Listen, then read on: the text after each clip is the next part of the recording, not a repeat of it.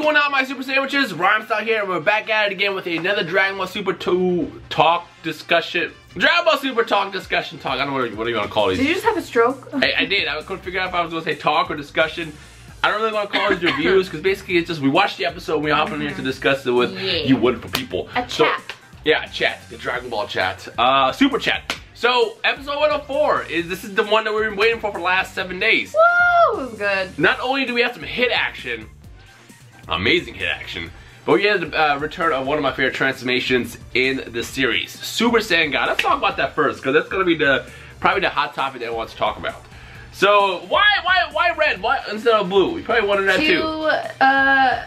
What do you call it? Conserve. Conserve, there you go. Conserve stamina. Yeah, so basically he's doing the same thing that we saw in the manga, where basically Vegeta was going between red and blue when he was fighting against Zamasu. But now we're seeing that in the anime for the first time. Now the big question is that's been going around, I guess, the last couple of days, or I guess 2 days, well, last week really, since people saw it come back, was why he hasn't done it before.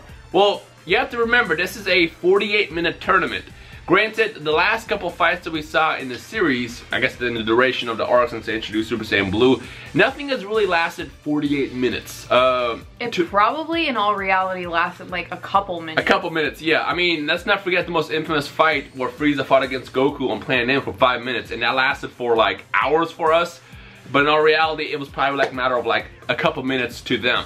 So these, like, the big problem here is we don't know the sense of time with Dragon Ball because, like, it takes us weeks to watch it, whereas in the series, literally minutes pass. I mean, an example, the last, like, what, 15 episodes of the arc starting? I don't know what episode it started on, but it's only been 13 minutes so far. All of that stuff that happened so far. So crazy. Yeah. Wow. So to kind of pace himself, Goku is using Super Saiyan Red, which is like a step above Super Saiyan 1, 2, and 3.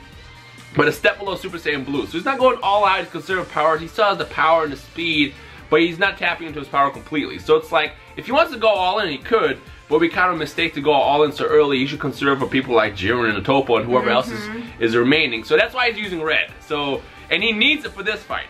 The other part of the fight is Hit.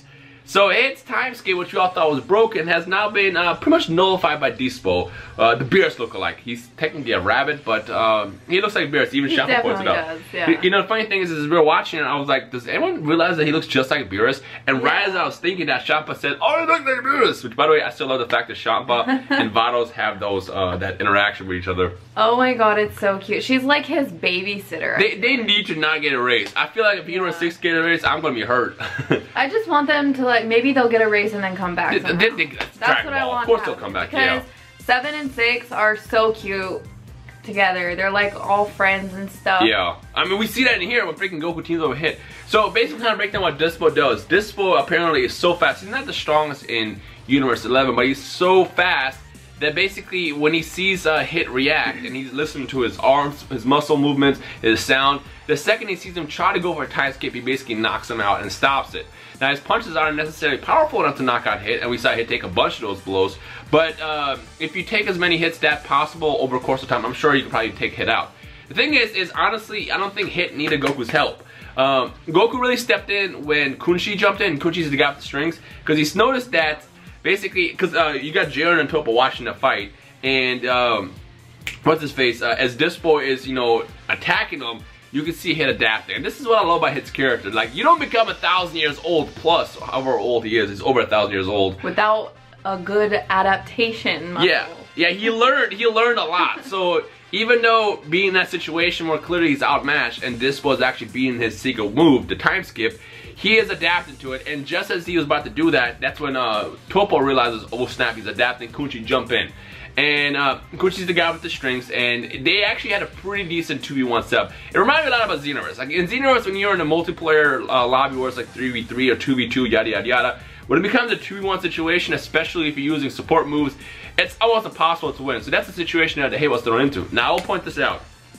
Because of how Hit adapted, and because Kunchi isn't necessarily one of the more stronger characters of Universe 11, I think in the end he could have figured something out and stopped it. Because like, he almost knocked out Dispo by faking him out to the end of the stage and just phantom fisting right when Dispo hit him. And that's when Kunchi jumped in and helped him. So I think ultimately, I think Hit could have beaten both Kunchi and Dispo. I know you. I think so too. Yeah. I really do. It just would have been a matter of time.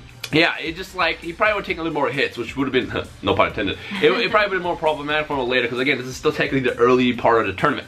Now, this is what I love. Right as they both start ganging up on him, you see Goku enter in the most fiercest way possible with the red aura and everything, and he stops. Everybody's all confused, like, what is this? And that's when they explain again that he's using red, which is a step above Super Saiyan. It's giving him the speed and the power and everything, but it's not as powerful as Super Saiyan Blue. Again, Super Saiyan Blue is a step above Super Saiyan God. I don't want that debate to start back up again. It's been proven so many times. Even in this episode, they said that, you know, when he transformed into Blue, when he attacked Dispo, he did it real quick. Yeah, Wiz even said that, oh, he's doing this, he went Blue just as an instant to attack so he can get the maximum effect of power and strength and everything. We saw this in Totaro's manga when Vegeta was fighting against Zamasu, where he would be in red, but he would go blue to conserve power. But the teamwork worked. The teamwork worked, and the most badass part about this entire fight is just when it's like, when it was 2v1, he was kind of outclassed for a little bit, but again, I think he would won. But the second it became 2v2 and Hit and Goku took control of the field, it was so beautiful. They destroyed him. It's like, I love the fact it's like, hey, yo, switch me real fast. And like, essentially what Hit ended up doing is he was switching between his time skip and his Phantom Fist and just switching up the strategies to confuse Dispo. And that's when like Dispo had there's nothing to do. It's like, what will be next? You don't know. Exactly. And basically Dispo jumping in, trying to predict, if you predict wrong, 50% chance, it allowed him to get knocked out pretty fast. And that's when he delivered the major hit.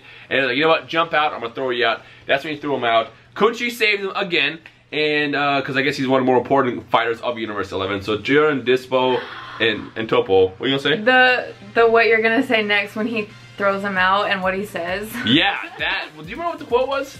He was like, take this pain with you or something. Yeah, because he was like, I'm gonna take you with me. And then he's like, take this pain with you. That might be one of my favorite moments in this arc so far. In the comment section below, I want you guys to tell me what your favorite moment is of this arc so far, which there's been a lot of crazy moments. But that part was so beautiful. It's like you thought, literally you thought. He knocked him out and then Kunchi was out. Now, it was cool to see both Kale and Khalifa resting. They're gonna get a couple, I guess, minutes to get their breath back after the fight that they had a couple episodes ago. But I was kind of hoping they would jump in too, but they didn't. Not that that hit really needed them. They would have destroyed everyone. Yeah. Like. But I loved seeing up that team up between Goku and Hit. Yeah. That was just beautiful. I need that as an LR. Yo, Vanny, Nameki, Akatsuki, if you haven't been watching this, I'm sure you're already planning it, but we would love to see a Hit Goku LR at some point, because that was beautiful. What else? Is there anything else we missed? I think we kind of discussed majority of the episode. The fight, yeah. Yeah, I mean, that's all it was, just a fight. But yeah, I guess the last question I want to ask you guys is, between Super Saiyan Red and Super Saiyan Blue, Super Saiyan God or Super Saiyan Blue, whichever names you like to prefer, which one do you guys personally like better? I always like Super Saiyan God better just because I like the red aura. It's so fierce, it looks so badass. But Blue, again, is stronger when it comes out to power, but it's just like the design. Which one do you prefer? Let me know down below. Anything else you want to toss in there before we talk about the outro, the preview? Oh shoot, the preview. Yeah. I don't know. I don't think so. I don't think so. We're gonna just. I don't know. Yeah. Next week we got some Roshi action, and it's interesting because I forgot which universe he was fighting. I think he was fighting Universe 4, but I might be wrong. You know, we'll find out next week. But the interesting part was they were saying Roshi don't do that move. And then I think the episode was also called Roshi's Sacrifice, which again, if you use the Mafuba, you die. But the weird part about that is everybody at this point has learned the Mafuba to the point where it doesn't kill you. So why would it be a sacrifice for Roshi unless they refer to something else? Because remember, I didn't even know that that would kill you. Yeah, in Dragon Ball it killed you when they initially, learned it. But then what's his face? Tien learned to use it without killing you. Kami did as well. And what's it? Yeah, it was Kami. And at this point, everybody knows how to do it. Even freaking Piccolo was teaching how to use the Mafuba. Goku did it. Like Goku did it. It doesn't kill you anymore. So I don't know if this sacrifice is supposed to be in terms of like he's going to use the Mafuba and try to like beat somebody from whichever universe is fighting, or if it's going to be a sacrifice in terms of because he's fighting a girl, because he was fighting a girl. But then again, he also trained with Fuar for the longest, so it's like I don't really know. So I guess, okay, but at the end, you saw him blushing. Yeah, so his weakness is still there. Yeah. I don't know. It's going to be interesting. Especially against that girl. Did you see her? Yeah. The thing I want to know is why did he bring the thing out, the little capsule? Because he put a capsule down and he was going to capture. You weren't allowed to use. Yeah, you can't use tools. And the way I picture him using the Mafuba is just you catch somebody and just wave them out. Like literally just wave them out. Yeah, like you don't have to, well, you could put it in the thing and then throw the thing off. Yo, what if he gets disqualified for that? That's something else we'll talk about. I don't know. Unless he like somehow grabs one of like the debris and then creates like a tool. No, he wouldn't be able to do that so fast. Oh yeah, you're right. Because that was a vial. He had a vial with him, and that's technically against the rules. So in the comment section below, let me know what you guys think about Roshi and the usage of external tools, which again are illegal. They said no weapons. That's technically not a weapon. It's a container. But it's a tool. And again, I'm like, dude, again, why don't you just grab someone with the Mafuba? You don't need a tool. Just grab someone with the Mafuba and just literally swoosh them out. Like, that's all you gotta do. I don't know if that part will kill you, technically for you. I don't know.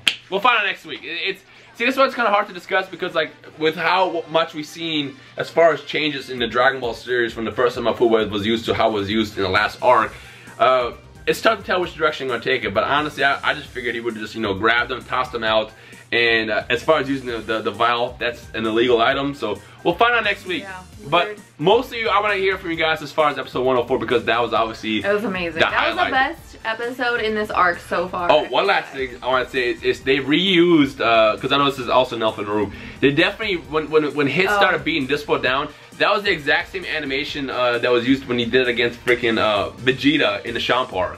Literally the same one. And the only reason why I know that for sure is because I have that pinned tweet where I've watched Dragon Ball Super legally, and it's literally the same freaking move they did on Vegeta. Yeah. So that was interesting. But that's it. So let us know your thoughts in the comment section below. Return of Super Saiyan God, as well as the amazing counterattack by hitting Goku, as well as the defeat of Kunchi. And now there's 3 warriors left for Universe 11 down below. And also if you want to talk about next week as well, as far as what you think is going to happen with Master Roshi. But other than that, if you enjoyed today's episode, as well as this review, talk, chat, leave a like in the comments. And I guess we'll see you guys next week for episode 105. When Master Roshi's sacrifice apparently is going to happen. Apparently. We hope you enjoyed us today. This has been Kira and Rhymestyle. We'll see you guys next time. Bye. Peace.